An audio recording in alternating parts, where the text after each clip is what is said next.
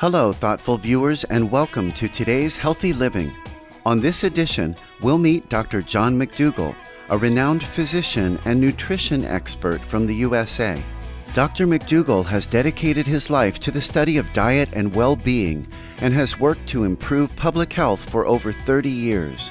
He believes people can enjoy long, healthy lives by following a starch-centered diet free of animal products, and that this way of eating can help us avoid or reverse chronic medical conditions such as heart disease and diabetes. Thus far, Dr. McDougall has written 11 best-selling books, including McDougall's Medicine, A Challenging Second Opinion, and the McDougall Program for a Healthy Heart. Let us now hear how a sugar plantation in Hawaii, USA, vastly changed the good doctor's entire perspective on medicine.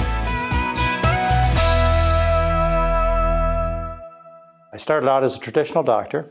As a matter of fact, I got traditional training at Michigan State University between 1968 and 1972. And then I got a job on a sugar plantation on the Big Island of Hawaii. My job was to take care of 5,000 people. It put me in a unique situation, and the 3 years that I was a plantation doctor, I came to the realization that I was a terrible doctor. And the reason I thought I was a terrible doctor is because the tools that I used to help my patients, primarily drugs and some surgeries, didn't result in healthier people. It just resulted in a lot of sick people with a lot of medication. So I had to come to the conclusion that the problem was mine. So that's one of the important things I learned as a plantation doctor, was that what I was doing didn't work. And the second thing I had a chance to learn was what the cause of disease is. I had a unique opportunity. Big Island of Hawaii, taking care of plantation workers. They were first, second, third, and fourth generation Filipinos, Japanese, Chinese, and Koreans. And so I had these 4 generations of people eating differently. First generation living on rice and vegetables and very little meat and no dairy. And the kids got a little more westernized, grandkids fully westernized, and so on. Same genes, basically the same environment. The only thing that changed was the food. And so my first generation patients were always trim, hardworking, lived into their 80s and 90s, never had diabetes, never had breast cancer, prostate cancer, heart attacks. Strong, hearty, healthy people living on a diet that I thought then was marginal at best and probably deficient because it didn't have all the meat and dairy that I was taught you had to have. But there it was, right before my eyes. All these healthy people eating, quote, a terrible diet. And as they started to eat a better diet, as they passed on in the generations, more well-balanced. What I found is people got fatter and sicker. They started getting the heart disease and the arthritis and the diabetes. This was 1976 that I finally left the plantation. I knew that diet caused disease. And I knew there was a possibility for people to stay healthy living on a diet primarily of starches, rice like in this case. And it wasn't inevitable you had to get sick, which is what I've been taught. And I believed. Dr. McDougall then returned to the U.S. mainland and began in-depth research on the relationship between diet and disease. I went back into training. I went back to become an internist, and then I got into the academics of all of this. I started reading the science on diet and disease. And what I discovered was that I wasn't the first one that made this observation that foods make people sick. Rich foods, foods for kings and queens. The American diet that made people sick. I mean, there were thousands of researchers that made the same observation, but they took it a step further. They said, not only did these foods cause people to be sick, but if you stop feeding them the food, they got well. And so I saw where my mentors, people from a decade or 5 or even 100 years before, cured people of serious diseases, kidney disease, arthritis, diabetes, hypertension, heart disease, cured them just by changing their diet. Published in the scientific literature without argument from anybody else because it's true. I got real passionate about this. I got really excited about this kind of medicine. Based on his years of study, the good doctor believes that a starch-centered diet free of animal products is best.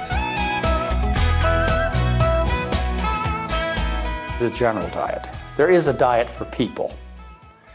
There are some modifications that I make in individuals, but there is a general diet for people, just like if you have animals at home that you care for. You know what your horse eats. You know what your dog eats. You know what your parrot eats. You know what your cat eats. Every other animal has a diet. Why wouldn't a human being have a diet? There has to be a diet that allows people to look, feel, and function their best. When we return, Dr. McDougall will further explain his views on nutrition and healthy eating. Please stay tuned to Supreme Master Television.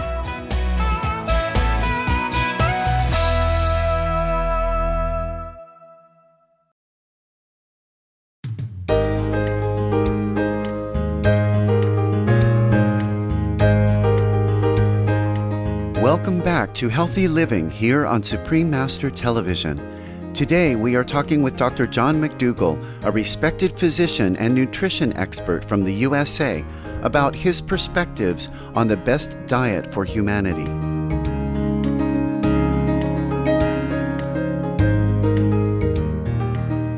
We are starch eaters. Every population, every successful population that has ever walked this earth has been a starch eater. Let me give you some examples.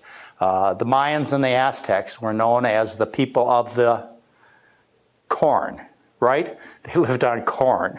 The Incas, as the other people in the Andes, lived on potatoes. There are over 400 species of potatoes in that region of the world. People in the Middle East lived on barley and other types of grains. Most obvious examples are people in the Far East. They lived primarily on rice. There are some other foods that they ate, sweet potatoes and so on, but primarily rice. And so if you look at all successful populations of people that ever walked this earth, they all lived on starch-based diets. And I could go into the genetic aspects of this too. The genes that we have prove we're starch eaters.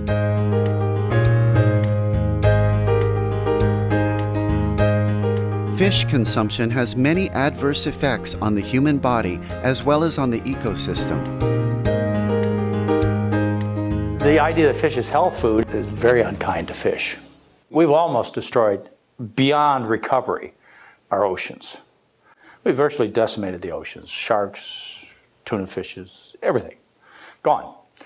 And again, to the point where it may not be able to recover. This idea that fish is good for protein or good fish oils is not true. Fish is a muscle of an animal. Just like a cow or a pig. It's just a muscle of an animal. It consists of fat and protein, no carbohydrate, no dietary fiber. It's high on the food chain, so it's heavily contaminated with environmental contaminants. This protein is very acidic. It will take and wipe out your bones, give you osteoporosis and kidney stones. It's far more protein than anybody would ever need. You can't possibly miss getting enough protein living on a starch-based diet. It suppresses the immune system and encourages cancer and infections. So there's a real downside to eating all these fish.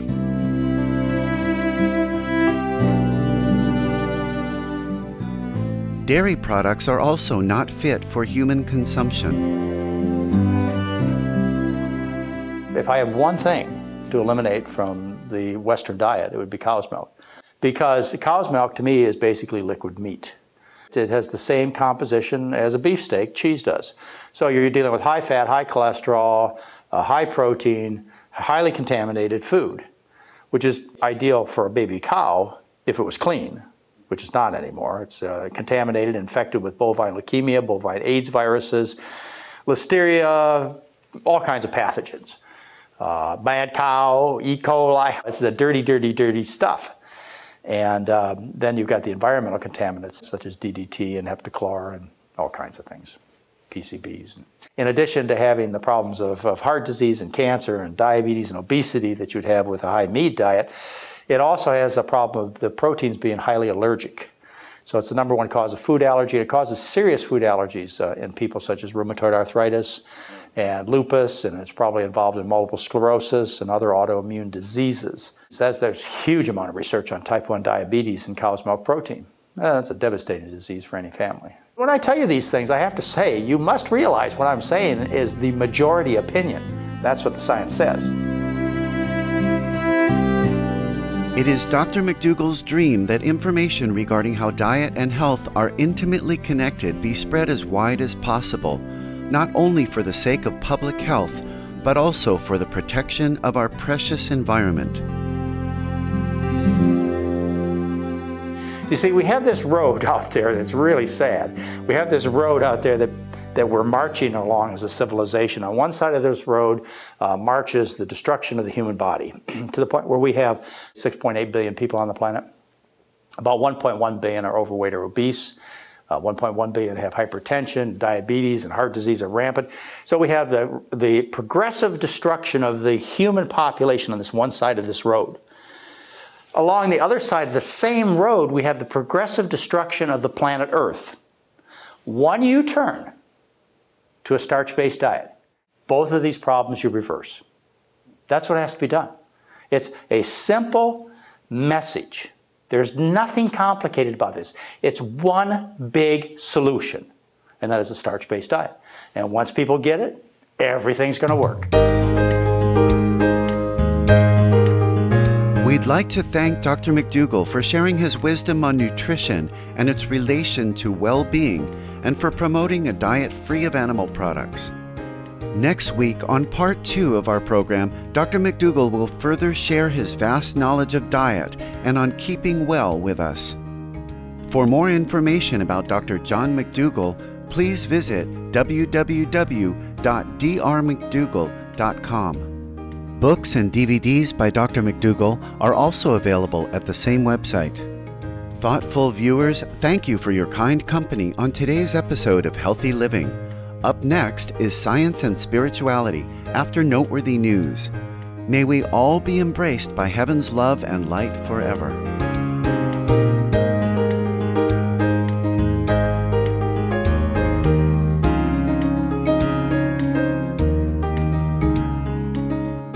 For more details, please see www.suprememastertv.com/HL.